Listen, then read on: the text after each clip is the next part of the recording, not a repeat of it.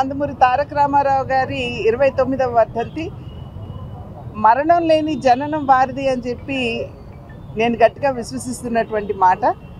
ఎందుకంటే ఏ రంగంలో వారు కాలు పెట్టినా కూడా ప్రపంచం సృష్టించడం మాత్రమే కాకుండా ఆ రంగం మీద చెరగని ముద్ర వేసినటువంటి మహనీయులు నందమూరి తారక రామారావు గారు. చలనచిత్ర రంగంలోకి వారి రాకముందు చలనచిత్ర కళాకారుల్ని కేవలం మొహానికి రంగులు వేసుకునే వారిగా పరిగణిస్తూ చిన్న చూపు చూస్తున్నటువంటి పరిస్థితుల్లో వారు చలనచిత్ర రంగంలోకి వచ్చి వారి పట్టుదల, వారి క్రమశిక్షణ, వారి అంకిత భావం మాధ్యమంగా చలనచిత్ర కళాకారులకి గౌరవాన్ని వారు తీసుకుని రావటం జరిగింది. అది మాత్రమే కాకుండా ఇప్పటికీ సైతం, ఈ రోజుకి సైతం, ఈ క్షణానికి సైతం రాముడన్నా, కృష్ణుడన్నా, రావణాసుడన్నా, దుర్యోధనుడన్నా ముందుగా గుర్తుకు వచ్చేది, మన కళ్ళ ముందు కట్టినట్టు కనపడేది వారి రూపమే.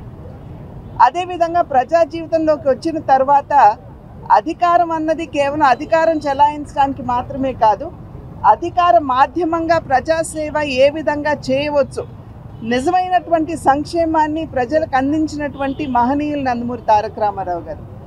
మాండలిక వ్యవస్థను తీసుకుని వచ్చి పరిపాలన ప్రజలకి చేరువ చేయడం మాత్రమే కాకుండా ఆకలితో ఉన్నటువంటి వారికి 2 రూపాయల కిలో బియ్యాన్ని ప్రవేశపెట్టి వారి ఆకలిని తీర్చడం, అదేవిధంగా రాయలసీమ లాంటి ప్రాంతాల్లో దాహార్తితో అలమటిస్తున్నటువంటి వ్యక్తులకి తెలుగు గంగ వంటి ప్రాజెక్టుని చేపట్టి వారి దాహార్తిని తీర్చడం, పేదలకి జనతా వస్త్ర పథకం మరియు పక్కా గృహ నిర్మాణ మాధ్యమంగా వారికి సేవ చేయడం, మరి మన జనాభాలో సగభాగంగా ఉన్నటువంటి మహిళలకి వారికి ఆస్తిలో సమాన హక్కుతో పాటు వారిని విద్యాధికుల్ని చేయాలి అనేటువంటి భావనతోటి మొట్టమొదటి మహిళా విశ్వవిద్యాలయాన్ని స్థాపించడం మాత్రమే కాకుండా స్థానిక సంస్థల్లో వారికి రిజర్వేషన్ని కల్పించి నిజమైనటువంటి మహిళా సాధికారతని వారికి అందించినటువంటి మహనీయులు నందమూరి తారక రామారావు గారు.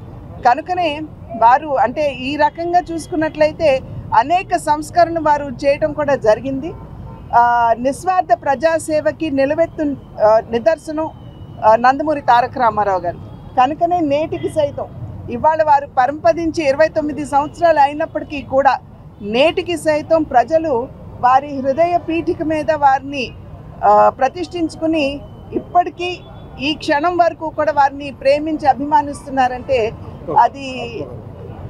అది నిజంగా వారు కేవలం మాటల నినాదాలకి పరిమితం కాకుండా, ఎందుకంటే సమాజమే దేవాలయం, పేదవాడే దేవుడు అన్నది వారి నినాదం మాత్రమే కాదు, వారి విశ్వాసం కూడా. అందులోనూ ఆంధ్రుల ఆత్మగౌరవాన్ని ఒక ప్రత్యేకమైనటువంటి గుర్తింపు, అంటే ఆంధ్రులకి ఒక ప్రత్యేకమైనటువంటి చరిత్ర ఉన్నది అనేటువంటి విషయాన్ని కూడా విశ్వ వేదిక మీద చాటినటువంటి సందర్భంలోనే నేటికి సైతం తెలుగువారు వారిని దేవుడిగా కొలుస్తున్నారు అని చెప్పి భావిస్తూ జన్మ జన్మలకి వారి బిడ్డగా పుట్టాలనేటువంటి వరాన్ని ఆ భగవంతుడు నాకు అందివ్వాలని చెప్పి ప్రార్థిస్తున్నాను.